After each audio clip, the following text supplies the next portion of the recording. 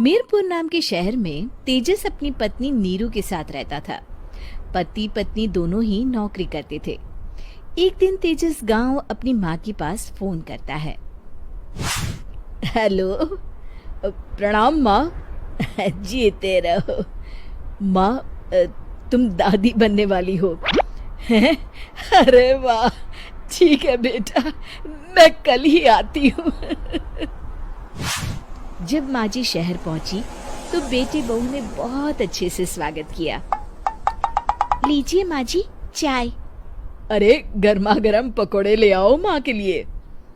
नीरू रसोई में गई और 2 मिनट में ही पकोड़े ले आई।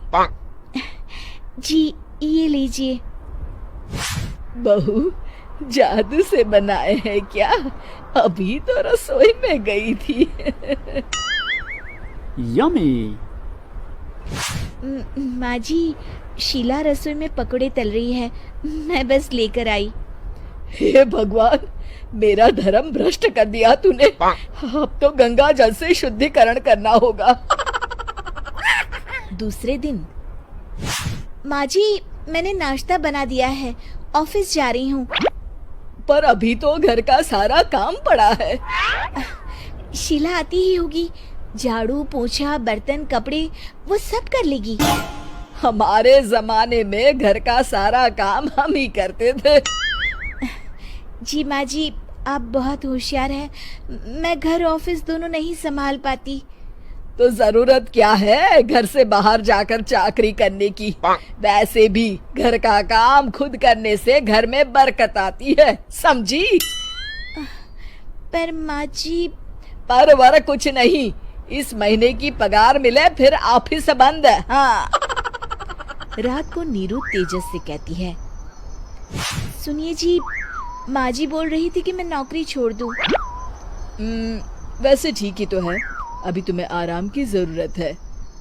फिर भी आराम कहाँ, शीला को छुड़ाने के लिए बोल रही थी। तो अब 24 घंटे में इतना काम तो कर ही सकती हो। पर जॉब पसंद है मुझे, घर पर मन नहीं लगेगा। अगले दिन जब दोनों ऑफिस के लिए निकल रहे थे, मेरी तो कोई कीमत ही नहीं है इस घर में। माँ जी, आजकल महंगाई बहुत है, रहन सहन भी बदल गया है, दोनों नौकरी करते हैं तभी ठीक रहता है।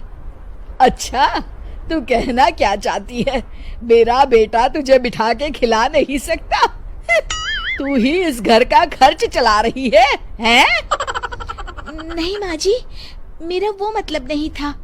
मतलब खूब समझती हूँ, ये बाल धूप में सफेद नहीं किए मैंने। हाँ। अब तो ये रोज का काम हो गया था। तेजस भी रोज की झिकझिक से परेशान हो गया था।